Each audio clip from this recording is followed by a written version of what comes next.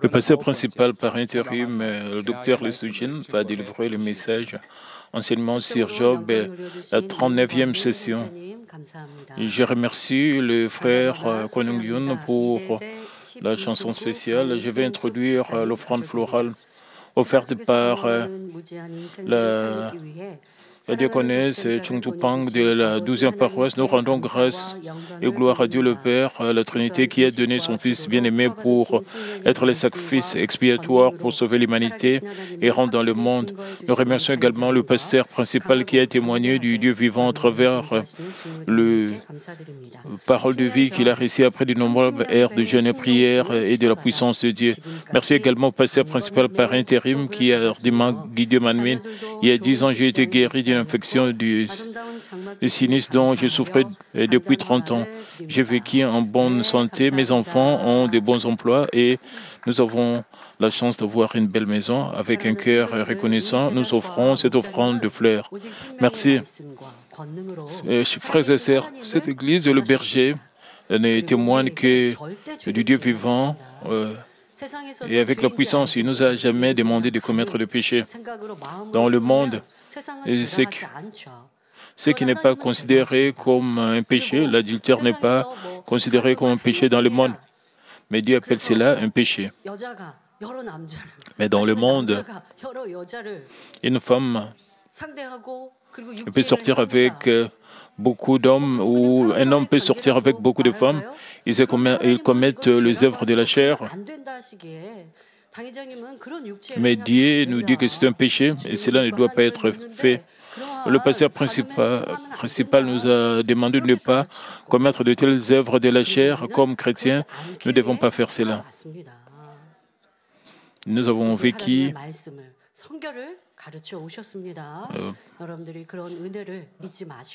pas pour faire de telles choses. Le pasteur principal n'a fait qu'insister que nous puissions vivre selon la parole de Dieu.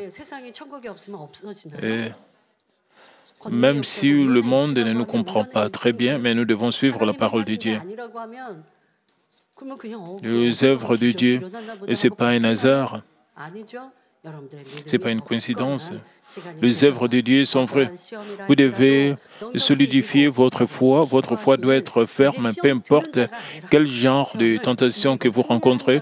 Vous devez tenir ferme. Vous ne devez pas hésiter dans votre foi. Vous ne devez pas trébucher. Vous ne devez pas avoir peur de tests dans votre vie, des épreuves. Vous ne devez pas hésiter à cause de ça. Vous devez hardiment témoigner du Dieu vivant.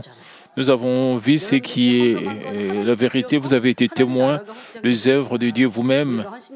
Et avec vos offrandes, nous avons élargi le royaume de Dieu. Nous avons donné des offrandes pour le royaume des cieux et pour la mission mondiale pour GCN. Nous avons accompli la mission mondiale de cette manière. Mais les gens parlent de nous d'une manière étrange, mais nous connaissons la vérité. Alors nous devons continuer à avancer avec audace, nous ne devons pas reculer. Frères et sœurs, nous avons discuté de la deuxième dispute d'Éliphaz en 4 sessions.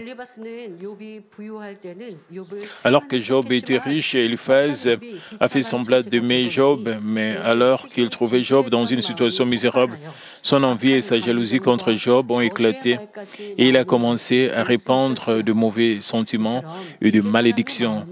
Comme nous pouvons le voir, un homme charnel ne peut même pas connaître son cœur. Ainsi, par-dessus tout, nous devons circoncire notre cœur puant, souillé de péché, de mal, et atteindre un cœur d'esprit. Circoncire notre cœur signifie enlever le prépuce sale de notre cœur, à savoir rejeter le péché et le mal et atteindre la sanctification.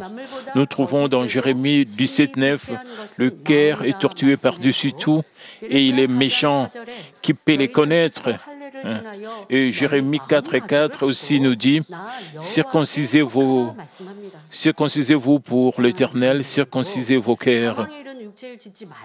Notre bien-aimé pasteur principal nous a enseigné de ne pas commettre le péché menant à la mort.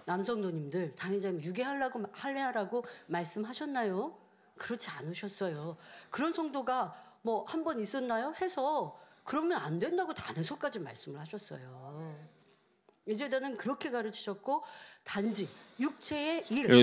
de cette manière que notre berger nous a dit. Il nous a dit de ne pas commettre l'adultère.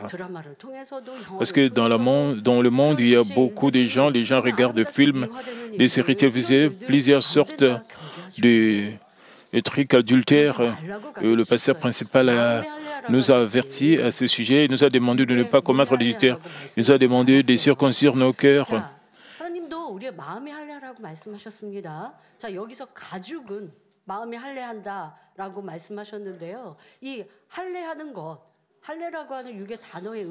Vous savez, la circoncision du cœur, vous devez savoir la signification de la circoncision du cœur. Enlever le prépuce implique la douleur de couper un morceau de chair. De même, alors que nous passons par le processus d'enlever le prépuce de nos cœurs souillés de toutes sortes de péchés de mal, nous souffrons. Mais autant que nous circoncisons notre cœur dans l'obéissance à la parole, nous pouvons démontrer notre amour pour Dieu et recevoir de lui de l'amour. En plus de cela, alors que nous remplissons notre cœur circoncis de vérité, nous bénéficions de bénédictions et de réponses, nous communiquons avec Dieu, entendons le Saint-Esprit et recevons sa direction. Par conséquent, j'espère qu'à travers cette série d'enseignements, vous circoncirez votre cœur et le remplirez de vérité, profitant ici de la paix et de la joie déversée par notre Dieu le Père. Quand nous écoutons le message, nous essayons d'échanger, nous prions diligemment, nous gênons et nous présentons devant Dieu, alors le Saint-Esprit va se réjouir et nous débordons de joie, mais si vous arrêtez à mi-chemin, c'est pas bien. Si vous arrêtez de faire cela, comme les gens quittent l'église, quand ils ont pensé au moment où ils essaient de circoncire leur cœur, vous devez savoir que Dieu nous juge selon la parole. Il y a une grande différence entre ceux qui fréquentent l'Église et ceux qui essaient de rejeter le mal, le péché. Et quand ils vont au ciel, ils vivent dans des endroits différents et de gloires différentes. Il y a des demeures différentes au ciel. Cette Église nous enseigne, nous demande d'aller dans un meilleur ciel, dans de meilleurs lieux de séjour au ciel. Notre relation avec Dieu est très importante selon comment nous nous comportons devant Dieu. Mais les gens nous comprennent très mal quand nous parlons qu'il y a plusieurs demeures au ciel. Nous devons avancer dans nous devons prier avec diligence, circoncire nos cœurs.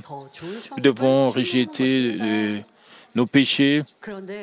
Dépendant de combien nous faisons cela, nous aurons dans un meilleur lieu de séjour au ciel. Nous devons nous emparer du ciel. Quand nous parlons de mesures de foi, les gens disent que c'est étrange. Vous savez, dans la Bible,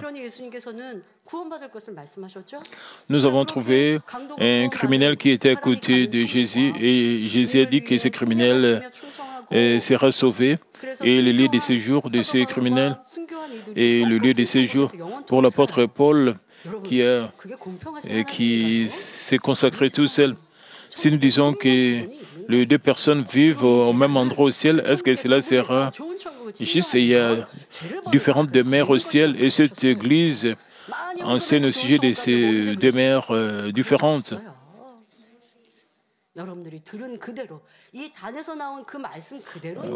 Quand est-ce que nous avons dit, si vous donnez beaucoup d'offrandes, vous irez dans une meilleure demeure au ciel? Non, nous n'avons jamais dit cela. Nous devons discerner les choses dans la vérité. Même si l'ennemi, diable et Satan essayent de changer la vérité, mais vous devez toujours rester en alerte sur le qui-vive. Vous devez toujours être rempli du Saint-Esprit. Vous devez suivre la vérité. Au chapitre 15, Eliphaz a parlé à Job et au chapitre 16e, Job a recommencé à se disputer en réponse aux paroles de ses amis. Cela implique que Job avait un niveau de sagesse au point qu'il pouvait à lui seul se disputer avec ses trois amis. Job a répondu dans Job 16:2, « J'ai souvent entendu pareille chose, vous êtes tous des consolateurs fâchés. » Job a mentionné qu'il était bien conscient de ce que ses amis lui avaient dit, car il avait appris de ses pères. Au même moment, Job secouait la tête en disant « Vous êtes tous des consolateurs fâchés. » Pourquoi Job a-t-il traité ses amis des consolateurs fâchés?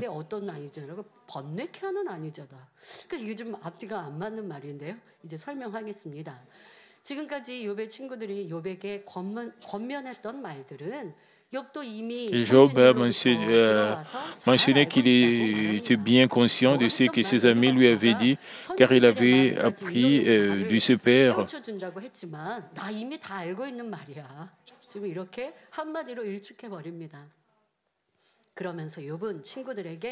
Au même moment, Job secouait la tête en disant « Vous êtes tous des consolateurs fâchés. » Pourquoi Job a-t-il traité ses amis de consolateurs fâchés? Dans le verset, le consolateur signifie ceux qui mettent votre corps à l'aise et apaisent votre cœur. Mais les amis de Job n'étaient pas les consolateurs pour Job. Au contraire, ils ont mis Job en colère et bouleversé et lui ont causé l'agonie. Alors que ses amis réprimandaient continuellement Job, avait plus de pensées sur lui-même et est devenu plus perturbé. Ainsi, les paroles de ses amis l'ont rendu angoissé et affligé. C'est à cela que nous devons faire attention dans nos relations avec nos frères et sœurs. Même si nous rendons visite à une personne confrontée à des problèmes et essayons de lui apporter des solutions avec de nombreuses paroles de vérité et de la consoler et de la conseiller, trouverait-elle une vraie consolation? Si elle n'accepte pas nos paroles, elles peuvent plutôt se retourner contre nous. Ainsi, nous constatons que nos paroles causent l'agonie et l'incompréhension des autres. Et nous ferons mieux de garder le silence et d'attendre. Non seulement Job a appelé ses amis des consolateurs fâchés, mais il a dit dans Job 16, verset 3, « Quand finiront ces discours en l'air, pourquoi cette irritation dans tes réponses ?» Ici, avoir des discours en l'air signifie être trompeur, idiot, vanité ou indigne de confiance. Alors, pourquoi Job a-t-il affirmé que les paroles de ses amis étaient des discours en l'air? La raison en était qu'il n'avait pas donné le bon exemple en acte. Peu importe à quel point nos paroles sont bonnes et justes, à moins qu'elles ne soient accompagnées d'actes, elles ne peuvent être d'aucune utilité pour les autres.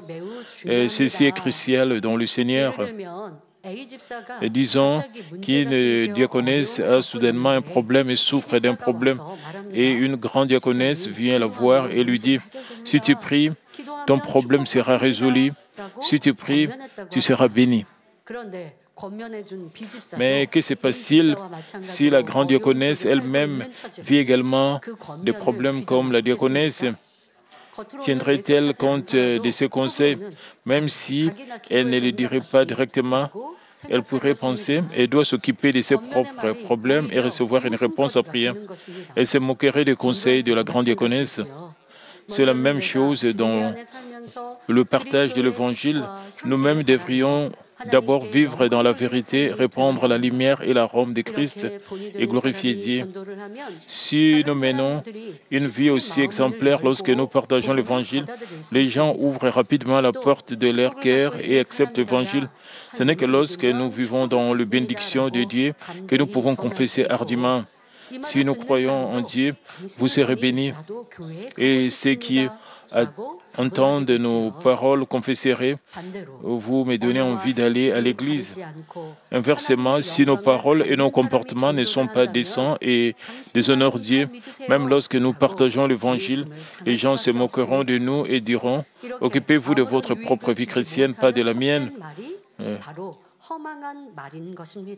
Dans le monde, nous voyons des gens dire beaucoup de paroles en l'air qui ne causent que de malentendus et de ressentiments, sans parler de donner des avantages. Même après qu'une personne ait fait un rêve erré et enchanteur, une fois qu'elle s'en réveille, elle se rend compte que les choses n'étaient pas réelles, mais une vanité. De même, les paroles sans vie ne sont que du vent. Pour Job, les paroles de ses amis, qui n'étaient pas accompagnées d'actes, ne lui apportaient aucune consolation ou avantage. C'est la raison pour laquelle il les a appelées de paroles en l'air. Ces paroles en l'air n'ont pas de fin. Une parole doit être suivie d'un résultat, mais les paroles en l'air ne peuvent pas porter de fruits et ne peuvent ni relever ceux qui ont été découragés ou sont dans la tentation, ni les aider à discerner les choses. Disant des paroles en l'air, les gens continuent de se disputer en disant « j'ai raison ». Vous vous trompez. Ainsi, leurs discours ne finissent jamais. Alors qu'ils insistent chacun pour avoir raison jusqu'à la fin, essayant de vaincre les autres, ils font naturellement travailler Satan. Tandis que Job traitait dans l'air les paroles de ses amis, il leur demanda « Qu'est-ce qui vous tourmente pour que vous répondiez ?» Frères et sœurs, réfléchissons à cette question. Qu'est-ce qui a rendu ses amis agités, provoqués? Job a d'abord prononcé des paroles inappropriées devant Dieu. Puis, ses amis l'ont sérieusement conseillé. Pourtant, Job non seulement les a ignorés, mais a décrit Dieu comme un mauvais Dieu. Ce faisant, Job a même affirmé qu'il était juste parce qu'il détestait Job. Agir de cette façon, ils ont été provoqués par l'intensification de leurs ressentiments. Mais Job lui-même n'avait pas réalisé, il avait lui-même causé cela. C'est pourquoi il a dit, « Qu'est-ce qui vous a poussé à de telles paroles en l'air ?» Alors que Job croyait toujours qu'il avait raison et était parfait, il ne comprenait pas pourquoi ses amis étaient provoqués. Mais les amis se croyaient aussi avoir raison. Alors ils se sentaient frustrés de voir Job ne pas abandonner ses opinions. Chacun s'affirme avoir raison. Frères et sœurs, si les deux parties sont provoquées au cours d'une conversation, nous devons savoir qu'elles ont toutes les deux un problème. La personne qui s'est fait provoquer et celle qui la provoque ont toutes un problème. Et de telles choses peuvent arriver dans votre vie. Pensons à ceci. Entre un mari et une femme, entre parents et enfants, de telles choses arrivent.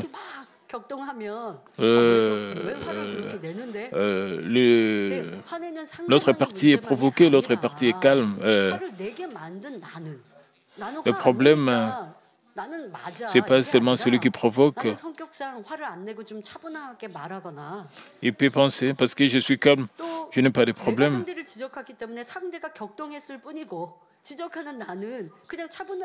Parce que l'autre personne a été provoquée, il a pointé du doigt son erreur et il pose la question « Pourquoi tu es provoqué ?» En disant cela, il rend l'autre personne encore plus furieuse. Nous ne devons pas être provoqués. Même si le monde nous juge et nous comprend très mal, nous ne devons pas hésiter. Nous devons comprendre les choses de manière spirituelle. Nous devons savoir que l'ennemi diable et Satan essaie de nous interférer.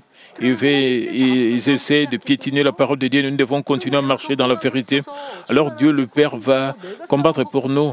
Mais si nous trébuchons, nous perdons la plénitude et nous hésitons, alors cela sera vraiment très insensé de notre part. Vous devez examiner si vous êtes en train d'hésiter, de trébucher.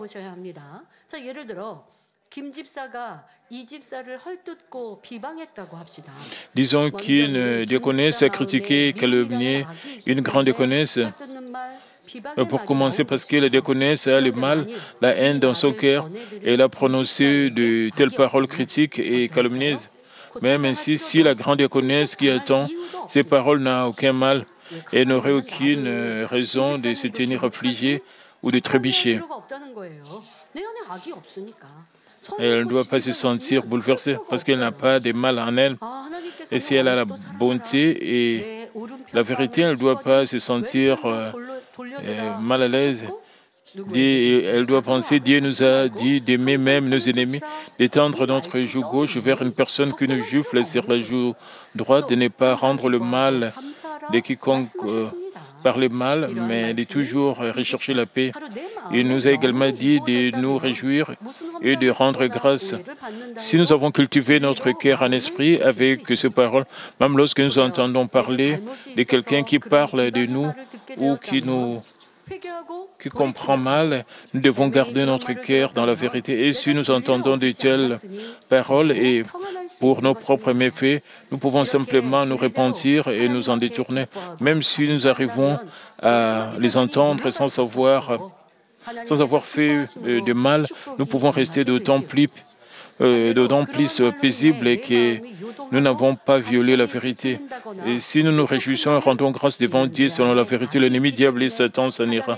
Et comme Dieu est satisfait de nous, les bénédictions viennent sur nous. Au contraire, si nous sommes agités, que nos sentiments sont perturbés ou nos sentiments, nous trébuchons, nous devons savoir que nous sommes affectés par Satan parce que nous avons du mal à nous. En gardant l'esprit, j'espère que vous ne rendez pas votre vie chrétienne difficile. Je veux que vous gardiez toujours votre cœur dans la vérité, que vous jouissiez d'une vie chrétienne débordant de joie, de paix, d'action, de grâce.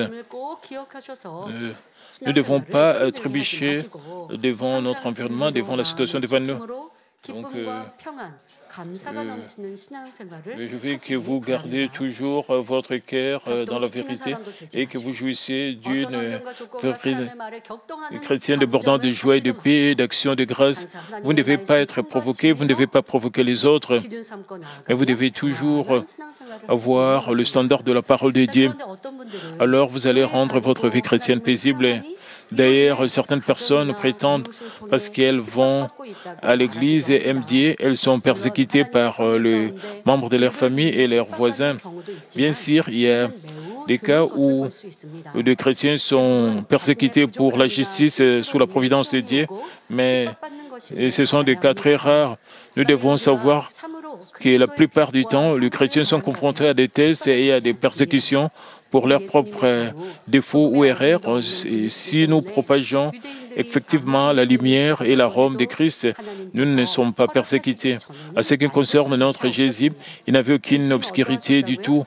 Ainsi, peu importe à quel point les Juifs essayaient désespérément de tuer Jésus avant que Dieu ne le permette, ils ne pouvaient même pas oser le toucher. Mais le moment venu, il devait porter le péché de l'humanité, subir la mort. Ainsi, sous la providence de Dieu, il a été capturé et livré à Pilate. Donc Jésus était très sage. Et Jésus ne trébuchait pas, même quand quelqu'un les calomniait, même quand il y avait des paroles de malédiction, il ne trébuchait pas. Mais au temps permis par Dieu, il a porté le péché de l'humanité et a subi la mort. C'était sous la providence de Dieu qu'il a été capturé, livré à Pilate. Et bien sûr, il peut y avoir des cas comme celui-ci, lorsqu'une femme et qui n'est pas allée à l'église, commence à aller à l'église au début, et peut être persécutée par son mari ou sa belle-mère. C'est un processus douloureux dans lequel quelqu'un sort de l'obscurité, entre dans la lumière. Parce que le reste de la famille ne sont pas croyants. Et parce que cette femme commence à venir à l'église, le reste de la famille peuvent la persécuter. Alors que la femme qui a vécu dans les ténèbres entre dans la lumière et essaie de marcher sur le chemin du salut, et de la vie éternelle. Il n'est pas étonnant que le ténèbre essaie de la retenir, parce que les membres de sa famille ne connaissent pas la vérité. Ils ne la comprendront. Ils ne vont pas la comprendre, peut-être parce qu'elle changera soudainement sa routine en allant à l'église. Son mari peut avoir l'impression que l'amour de sa femme lui a été enlevé par l'église, et la belle-mère peut aussi avoir l'impression qu'elle met plus de son cœur dans l'église plutôt que dans la famille. Ainsi, peuvent être mécontents. Mais alors qu'elle sert son mari avec plus de sincérité et garde sa maison plus propre et plus ordonnée en travaillant plus diligemment et agit de manière agréable, toutes les persécutions disparaîtront naturellement. De plus, elle peut évangéliser sa famille et la transformer en une plus belle famille, ce qui est une bénédiction. Mais que se passe-t-il si nous faisons face à des persécutions alors que nous vivons dans la vérité? Matthieu 5, 11, 12 dit « Et resserrez-vous lorsque on vous outragera, qu'on vous persécutera, qu'on dira faussement de vous toutes sortes de mal à cause de moi. Réjouissez-vous, soyez dans l'allégresse, parce que votre récompense sera grande dans le ciel, car c'est ainsi qu'on a persécuté les prophètes qui ont été avant à vous. » Nous devons savoir que c'est aussi une bénédiction. Les gens n'aiment pas l'Église, ils aiment les ténèbres.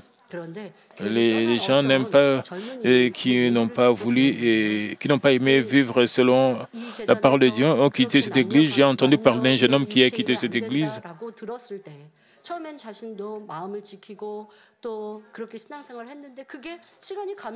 Quand il a été enseigné, il ne doit pas commettre les œuvres de la chair. Il a trouvé difficile de vivre selon le message prêché dans cette église. Il a quitté cette église, ce jeune homme. Et il a donné rendez-vous à 3 jeunes filles et il a commis les œuvres de la chair. Et il a réalisé et pourquoi le pasteur principal insistait qu'on ne doit pas commettre les œuvres de la chair. Il a confessé que c'était difficile de garder son cœur avec l'évangile de la sanctification. Il vivait seulement comme le païen et il ne pouvait pas contrôler son cœur. Il s'est rappelé les paroles de vérité et il s'est souvenu pourquoi le pasteur principal enseignait toujours, avertissait toujours au sujet de tout ce que les païens faisaient. Mais quand il est rentré dans le monde, il a quitté cette église. Il a réalisé beaucoup de choses. Il a dit, oh, les païens sont encore pire que... Et il a dit qu'il a trouvé difficile de rentrer aussi dans l'église pour écouter l'évangile. Il y a des gens qui ont peur quand ils écoutent le message sur l'enfer. Puisque vous avez peur, est-ce que vous devez arrêter d'écouter le message sur l'enfer? Non. Vous devez continuer à écouter cela. Ce ne sont pas des histoires montées de toutes pièces. Nous ne sommes pas en train de fabriquer des histoires sur l'enfer. Nous ne disons pas des mensonges. Quand nous parlons de différentes demeures au ciel. Et si nous disons des mensonges, il n'y aurait pas d'œuvre de Dieu dans cette église. Même si vous trouvez que c'est difficile de vivre selon la parole de Dieu, même si vous pensez que ce chemin, c'est le chemin étroit, vous devez continuer à marcher parce que le chemin mène vers la vie. Mais si vous quittez ce chemin étroit, vous allez terminer votre vie en enfer. Et Dieu le Père nous garantit avec la puissance de Dieu. Vous devez vous souvenir de lamentation de notre berger. Il dit toujours, jeunes gens, Dieu vivant, la parole de Dieu s'accomplit sans erreur, le ciel et l'enfer existent. Et dans cette église, nous enseignons la voie de Dieu. Nous devons discerner les choses exactement dans la vérité, vivre selon la parole de Dieu.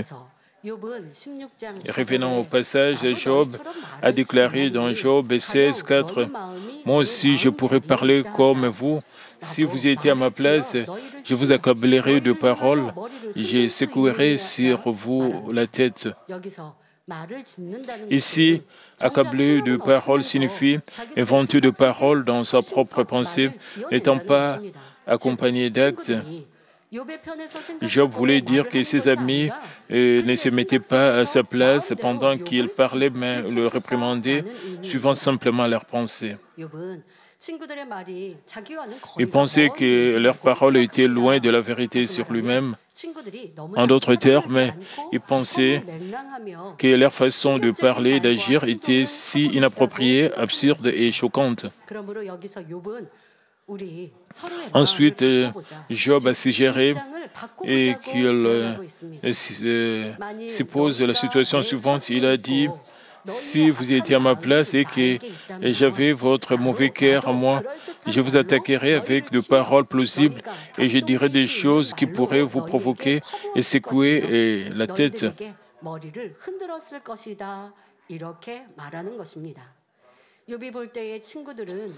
Aux yeux de Job, ses amis prononçaient des paroles qui semblaient fantaisistes et n'étaient pas accompagnées d'actes. Et ils ont juste inventé de paroles à partir de leurs propres pensées. Ainsi, Job n'a pas mis sa confiance dans leurs paroles. Et d'habitude, Job a mentionné qu'il secouerait la tête habituellement quand une personne s'écoutait la tête dans une conversation. Pendant qu'il se dispute avec quelqu'un, il peut secouer la tête ou même trembler. Cela indique à quel point ses amis étaient provoqués à l'époque, parce qu'il est ce qu'il entend, il a aussi une expression faciale. Et cela indique à quel point ses amis étaient provoqués à ce moment-là. Quand je parle avec ses amis, leur expression faciale était décrite. En parlant avec quelqu'un, nous devons perdre l'habitude de secouer la tête, même si ces paroles ne correspondent pas à nos pensées. En montrant un tel comportement, nous l'amenons à se sentir embarrassé et à conclure qu'il a tort avant même de l'entendre. C'est donc très impoli. Et pas juste secouer la tête. Qu'en est-il de notre expression faciale, même notre posture? Même si l'autre personne parle de quelque chose qui n'est pas bon, nous devons au moins garder un très bon comportement. Nous ne devons pas secouer notre tête. Nous ne devons pas ne pas prêter attention à ce qu'il dit. Nous ne devons pas faire cela. Seulement, nous devons au moins l'écouter. Nous ne devons pas avoir une mauvaise attitude. Même si vous ne voulez pas écouter la voix d'une autre personne, nous ne devons pas montrer un très mauvais comportement. Nous devons au moins garder les bonnes manières. Quand vous parlez avec l'autre personne,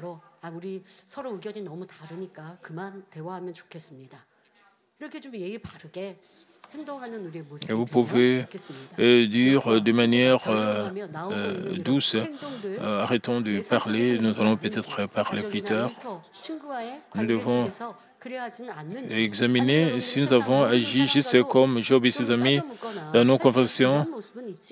Même quand vous parlez avec le païen, est-ce que vous avez montré de tels comportements? Et ce ne sont pas les manières du Seigneur. Et ces manières sont loin de la bonté et de l'amour. Nous devons corriger de telles attitudes. Job avait été tellement bouleversé par les paroles et les actes inappropriés de ses amis. Pour tenter de les éclairer, il utilisait cette expression. Il a dit dans Job 16, 5, « Je vous fortifierai de la bouche et je remuerai les lèvres pour vous soulager. » Job a dit que si ses amis avaient été dans sa propre position, et si ses amis étaient dans sa position, s'ils étaient passés par ces épreuves, il leur donnait force et consolation avec diverses paroles encourageantes et aurait révécu leur douleur. Job était dans l'agonie. Alors ses amis sont venus les réconforter et après ils ont commencé à les critiquer. Job a dit à ses amis, si vous étiez dans ma position, si j'étais dans une position paisible, je ne vous critiquerai pas. j'allais vous encourager et vous réconforter. Et il a pu le dire car il avait déjà fait de telles actions de bonté. Ses amis ont également reconnu de tels actes de Job. Nous trouvons dans Job 4, 3 à 4. Voici, tu as souvent enseigné les autres, tu as fortifié les mains languissantes, tes paroles ont relevé ceux qui chancelaient, tu as fermé les genoux qui pliaient. C'est ce que ses amis avaient dit auparavant à Job, au chapitre 4e.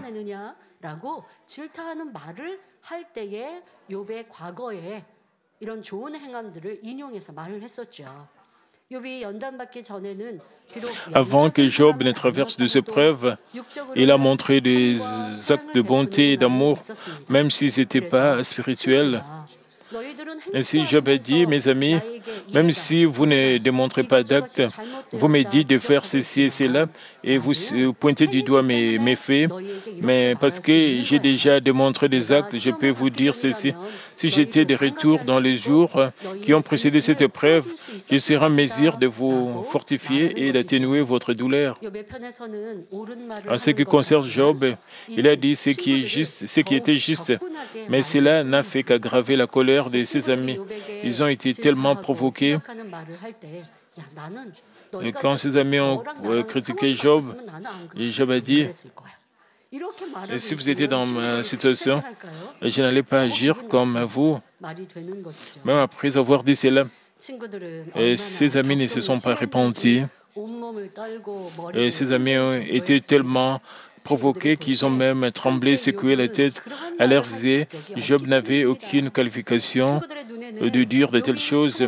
La façon dont ils l'ont vu, Job a été gâché par une malédiction de Dieu. Mais plutôt que de se repentir, Job a agi de manière mauvaise, argumentant contre Dieu et méprisant ses amis.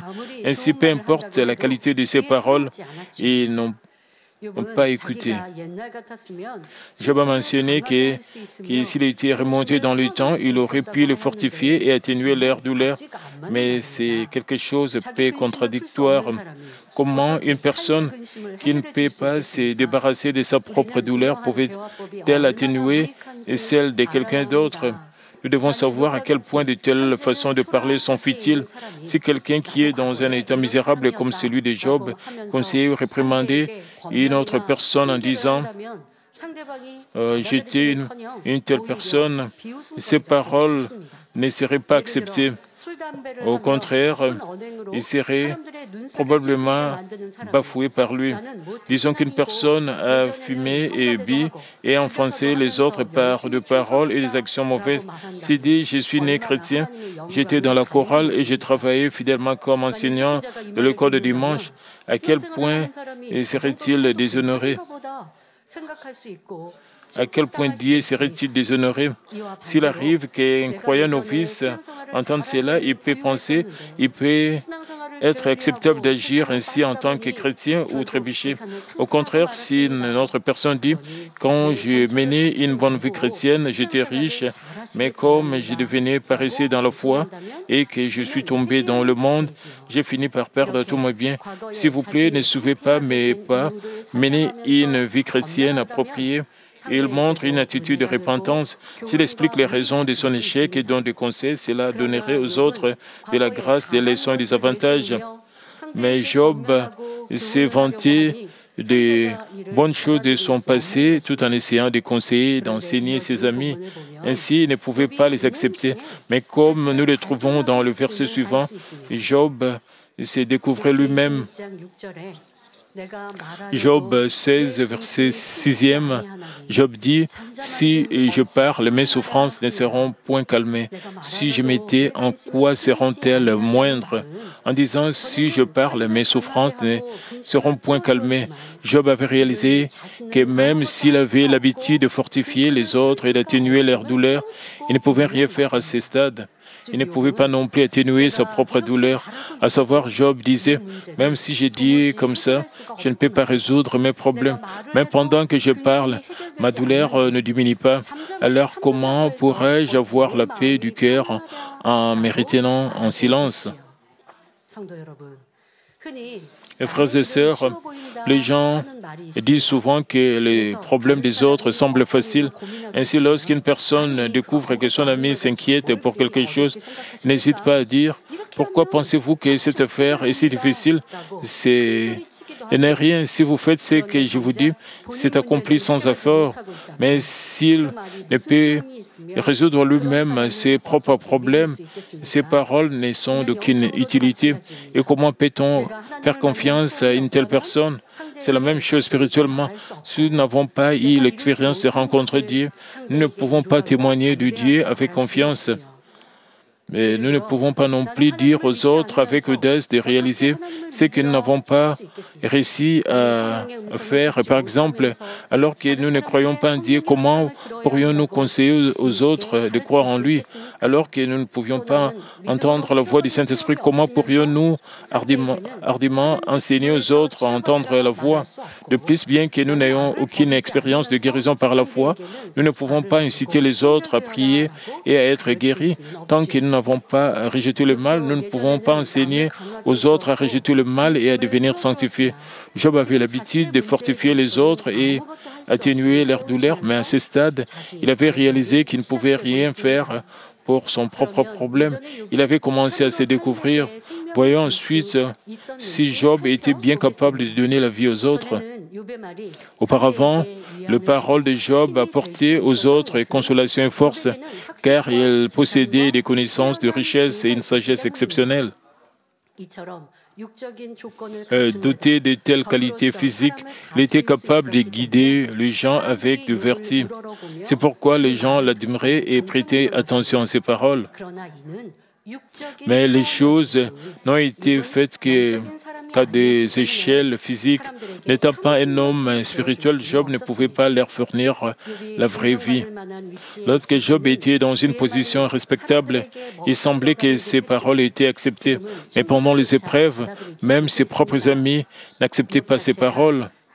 Parce que Job lui-même était un homme charnel et non spirituel, et comme il était en difficulté, il a répandu le mal. En conséquence, ses amis le traitaient comme un tel être au plus bas niveau. Et comme nous pouvons le voir, la chair change, la chair est changeante, périssable et sans valeur. Pour cette raison, Dieu ne pouvait s'empêcher de lui permettre des épreuves pour lui donner la vraie vie. Comme nous le trouvons, Job essayait de vivre par sa volonté. Il n'a pas commis de péché. Il a essayé de vivre selon la loi. Il a essayé de poursuivre la bonté et l'amour. Mais cela n'était pas parfait. Parce que ce n'était pas spirituel, parce que l'esprit ne change pas devant les épreuves. L'esprit ne doit pas changer. Mais Job, quand il était dépassé par le test et l'épreuve, il a commencé à se plaindre contre Dieu. Ça, ce n'est pas l'esprit. Cela prouve qu'il n'était pas spirituel et qu'il était encore charnel. Pourquoi? Parce qu'il n'avait pas complètement circoncis son cœur. Il avait encore la nature pécheresse au fond de son cœur. De nature pécheresse ne pouvait pas être découverte facilement. C'est pour ça que Job a permis que Job passe par des épreuves pour qu'il puisse réaliser la nature pécheresse qui était en lui. En faisant cela, Job a réalisé quel genre de mal était ancré au fond de son cœur. Après cela, il a changé pour devenir spirituel et des bénédictions extraordinaires sont arrivées dans sa vie. Et sachant cela, Dieu a mis Job dans des épreuves. Qu'en est-il de votre vie chrétienne? Quand nous étions avec le berger, nous étions contents. Quand nous étions témoins, nous avons vu les œuvres de puissance de Dieu, nous avons vu la gloire de Dieu avec le berger. Nous n'avons pas trouvé cela difficile de vivre selon la parole. Nous étions sous contrôle. Nous vivons selon la parole, nous louons Dieu. Même quand quelqu'un cherchait à nous attaquer, nous surmontions cela et nous pensions que nous avions une foi forte. Dieu le Père a permis que nous puissions passer par des épreuves. Nous avons commencé à nous réaliser, d'autres ont commencé à se plaindre, d'autres même ont commencé à poser la question, est-ce que Dieu existe vraiment? Et les gens ont commencé, combien leur foi était petite. Après ces épreuves, ils ont réalisé et ils ont commencé à trouver que la parole de Dieu est difficile et qui était pénible. Ils ont commencé à trouver leur vie chrétienne difficile. Mais avec le passage du temps, nos membres ont commencé à réaliser que nous n'étions pas parfaits. Nous pensions que nous menions une bonne vie chrétienne avec le berger. Après que Dieu a permis ces épreuves de passer sous la pluie et le vent, nous avons commencé à réaliser que nous devons accomplir la parfaite sanctification. Et ceux qui sont restés ici doivent faire cela. Ce n'est pas encore terminé, nous devons continuer à nous examiner si nous ne trébuchons pas, si nous avons vraiment rejeté la haine. Et nous chantons au sujet de la Nouvelle Jérusalem. Aussi longtemps que nous avons le mal à nous, nous ne pouvons pas entrer dans la Nouvelle Jérusalem. Aussi longtemps que nous avons l'envie et la jalousie, que nous détestons les autres, nous ne pouvons pas entrer dans la Nouvelle Jérusalem. Vous devez savoir cela. Nous devons nous débarrasser de tout cela. Et quand nous hésitons ou trébuchons par certaines situations, même si nous sommes membres de Manmi, nous ne pouvons pas être qualifiés d'entrer dans la Nouvelle Jérusalem. Nous devons rejeter toute forme de mal. C'est ça, la parfaite sanctification. Et pour que Job puisse devenir un homme vraiment spirituel, un homme comme nous le trouvons dans Jean 6, 63, c'est l'esprit qui vivifie et la chair ne sert de rien. Lorsque nous accomplissons d'abord la sanctification que nous conseillons ensuite les autres, nos paroles peuvent leur donner vie et changement. Nous devons toujours nous garder nous-mêmes sous contrôle. Nous ne devons pas détester les autres. Quand nous accomplissons premièrement la sanctification et que nous conseillons ensuite les autres, nos paroles peuvent leur donner vie et changement. Les personnes avec une grande connaissance de la vérité et d'excellentes capacités d'expression orale peuvent dire ceci et cela en conseillant les gens, mais leurs paroles ne peuvent apporter qu'une consolation temporaire.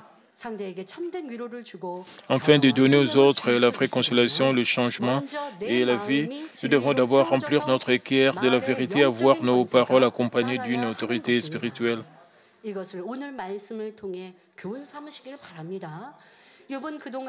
Et c'est la leçon que vous devez tirer du message d'aujourd'hui.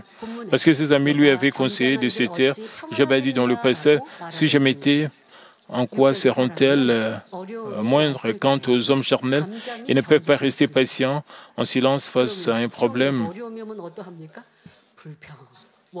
Et ce qu'ils font devant le test, ils commencent à se plaindre et mettre le blâme sur les autres.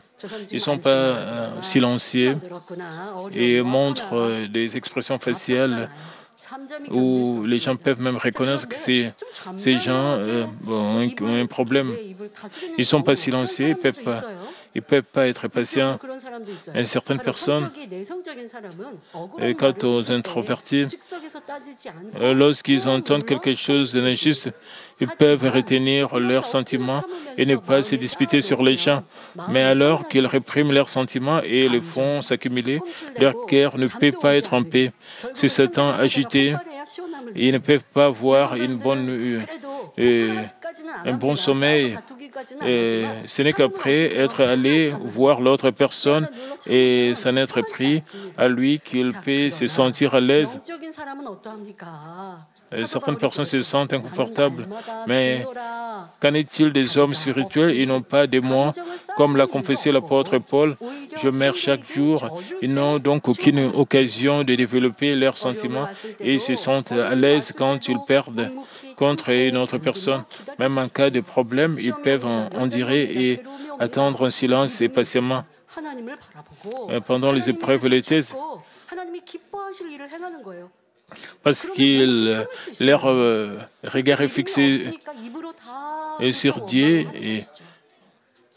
et ils ne se plaignent pas. Mais ceux qui sont charnels se plaignent. Ici, je veux que vous puissiez examiner comment est-ce que vous êtes comporté quand vous avez des difficultés, des épreuves, des tests.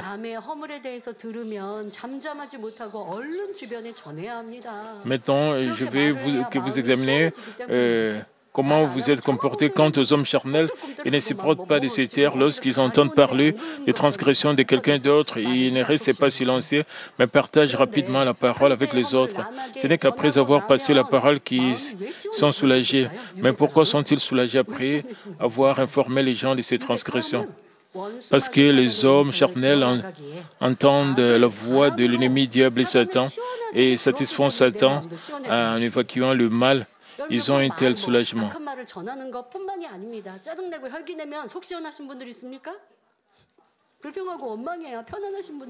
Et il y a des gens qui se sentent rafraîchis et après avoir montré la colère, ils se sentent rafraîchis. Il y a des gens comme cela, ils se sentent soulagés. Pourquoi cela arrive? Parce qu'ils font quelque chose qui plaît à l'ennemi diable et Satan. C'est pour ça qu'ils se sentent inconfortables. Nous ne devons pas permettre que cela puisse arriver. Mais quant aux hommes spirituels, ils dissémineraient ces transgressions et s'abstiendraient de dire ce qui est inutile et ne partageraient jamais de paroles mauvaises et aliénantes. Mais s'il arrivait qu'un homme spirituel partage les transgressions de quelqu'un, il n'aurait pas de soulagement, mais se sentirait gravement affligé par les lamentations du Saint-Esprit. S'il lui arrivait de se plaindre de son problème aux gens autour de lui, il se sentirait affligé plutôt que soulagé. Ce n'est qu'après s'être repenti et s'être plaint et ne pas s'être réjoui, quand il se sent l'aise après avoir donné une parole de réprimande à quelqu'un, il devient rapidement le cœur lourd.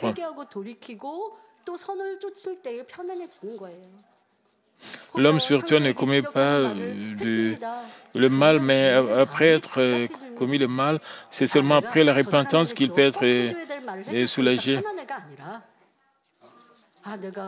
Après avoir donné une parole de réprimande à quelqu'un, il devient rapidement le cœur lourd, alors qu'il essaie de le comprendre, se mettant à sa place et s'esquisse et lui offre une tasse de café.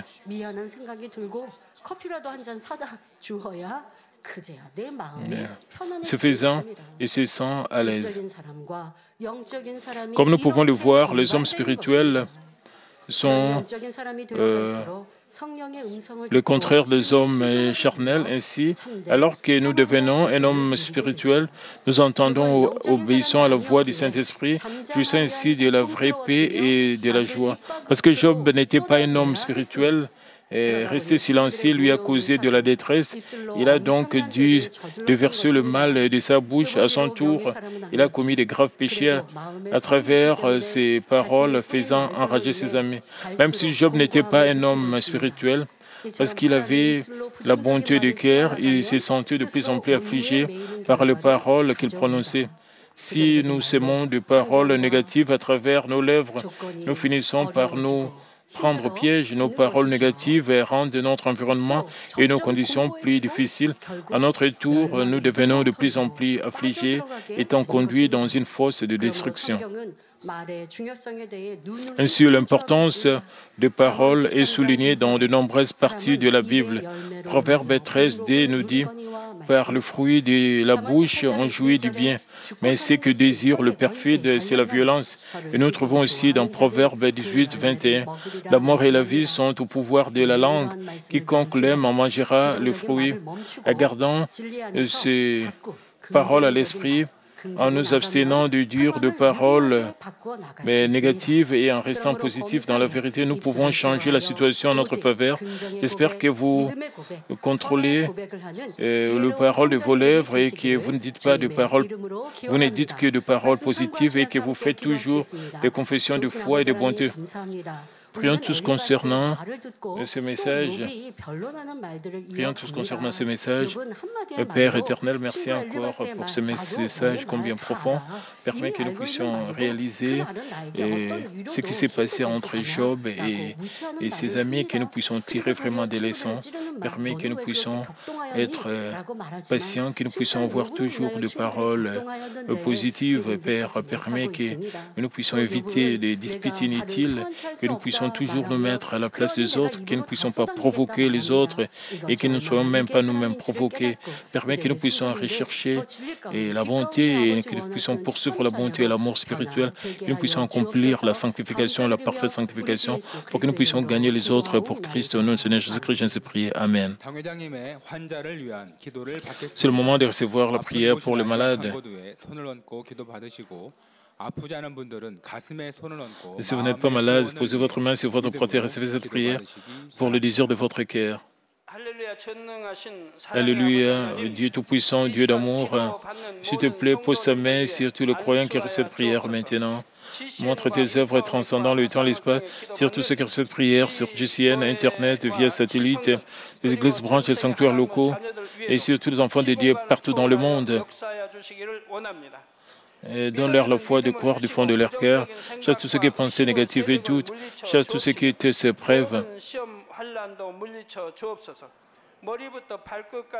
Du pied jusqu'à la tête, le parties internes, les jointures, le tissu, les cellules, dans toutes les parties malades, consume-les avec le feu du Saint-Esprit et avec la lumière originelle.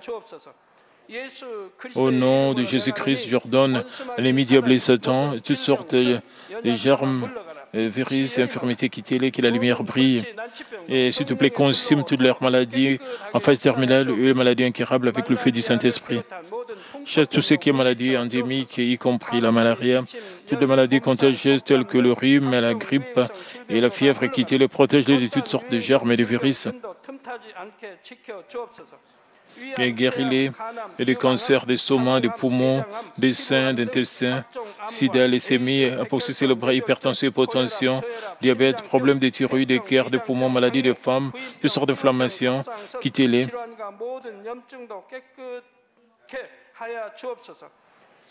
Guéris-les tout ce qui est polio, AVC, arthrite, hernie discale, douleurs dorsales, maux de tête, névralgie, toutes sortes de douleurs. Épilepsie, autisme, dépression, névrose, autres maladies mentales, quittez-les. Toutes sortes de paralysies, et soient guéris, que les paralytiques se lèvent et marchent, que leurs yeux puissent voir, que les oreilles puissent bien entendre, qu'ils aveugles voient, que les muets parlent, que les sourds entendent.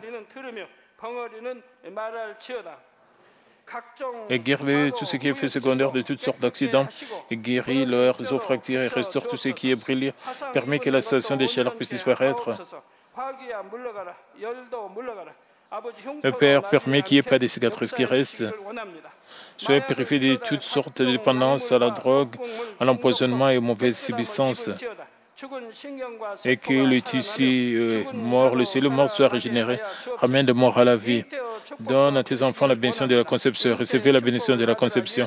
Au nom de Jésus-Christ, j'ordonne à l'ennemi diable et Satan, le précipitateur de l'air, les mauvaises forces dans le ciel, leur serviteur, quitter l'esprit impur, esprit trompeur, esprit de division et toute force des ténèbres.